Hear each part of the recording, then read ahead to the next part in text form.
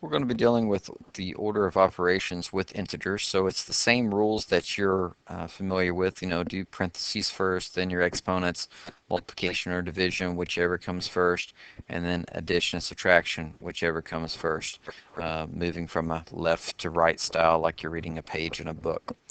Well, the fact that integers are involved means that now we're going to be dealing with negative numbers with these rules. So let's take a look at number one. I've got 6 problems set up for us. This is number one, and we'll just work our way through. So parentheses is what it says we need to do first. So let's look at what's inside the parentheses. Inside the parentheses, we have 1 minus 5. So we need to follow our normal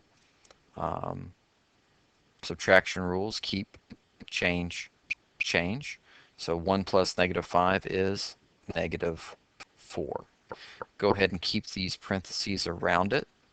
And the reason that I'm doing that is because if you'll notice here, we've got negative 2 right up against the parentheses. There's no sign in between the parentheses and that negative 2. So that means this negative 2 is going to be multiplying that negative 4.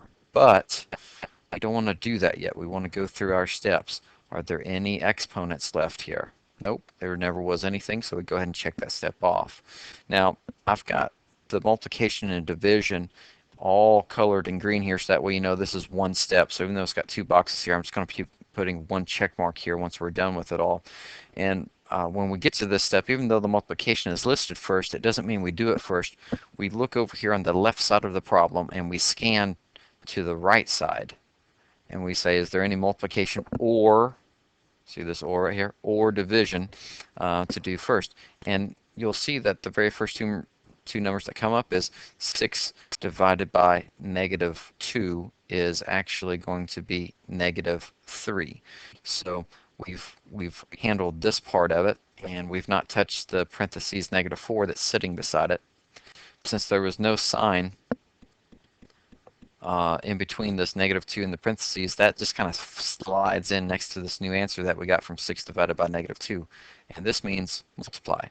And so that's the last thing that we have to do. Negative 3 times negative 4 is positive 12. So the answer to this expression is positive 12. And we've taken care of our multiplication and division.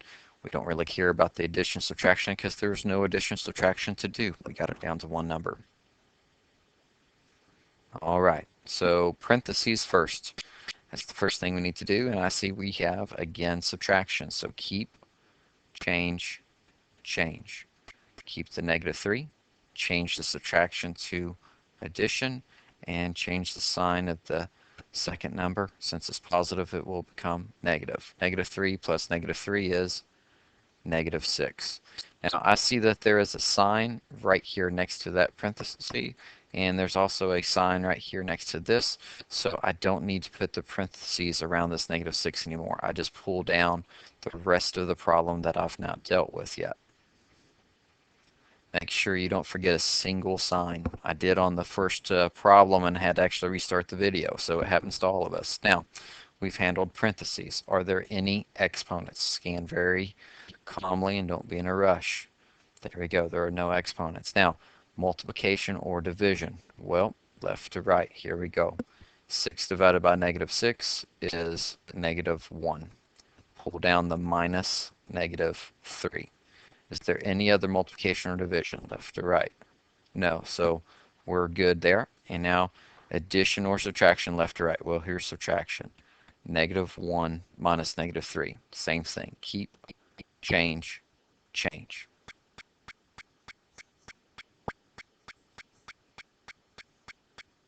And I get positive 2 for the answer on number 2.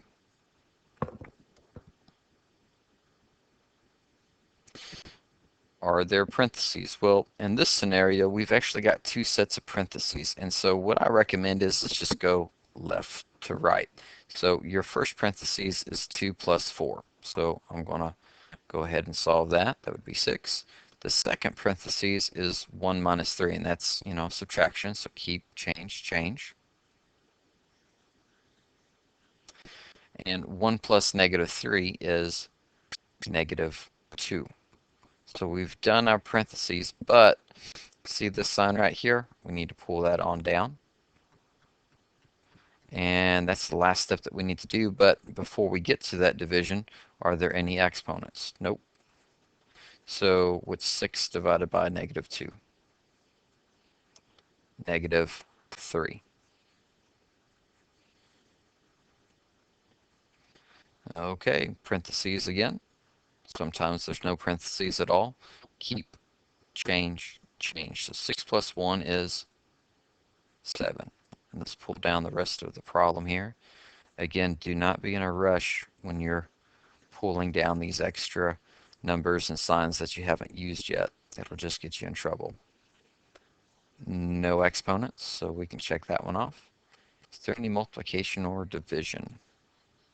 Right here, negative 6 divided by negative 3 would be positive 2. Pull down this last part. There's no other multiplication or division, so we can check that one off. And now the last part that we have to do is subtraction. Keep, change, change.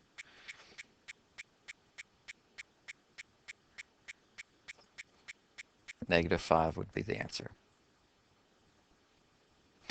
We've got, again, two sets of parentheses here on number 5, so we'll do the left parentheses first. Negative 1 plus 2 would be positive 1. And let's go ahead and keep this in parentheses only because there's no sign in between these two different sets of parentheses. Over here we have subtraction, so keep, change, change. That'd be 9.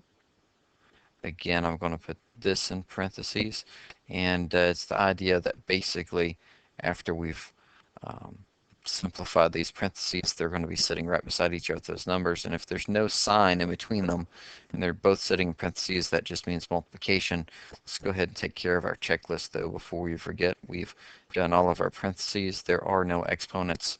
This is signifying multiplication, so let's go ahead and take care of that last step. 1 times 9 is 9. And here's the last problem. Parentheses first. So subtraction, so keep, change, change. Negative 3 plus 6 is positive 3. If you notice, here's a minus sign right here, so I really don't need to have the parentheses around the 3 because what's the point? Do you see? We're just as good to write positive 3 right there. Now, before we go on though, we need to make sure that we're taking care of exponents. And if we get in a hurry and we try to subtract, we're going to make a mistake right there. So we're done with parentheses. Let's do the exponents. 2 to the third does not mean 2 times 3. It means 2 times 2 times 2. And you have to work it out slowly until you get very comfortable with it. 2 times 2 is 4. And 4 times 2 is 8. So this 2 to the third power is actually 8. Let's go ahead and erase this down here. And 8 minus 3 is 5.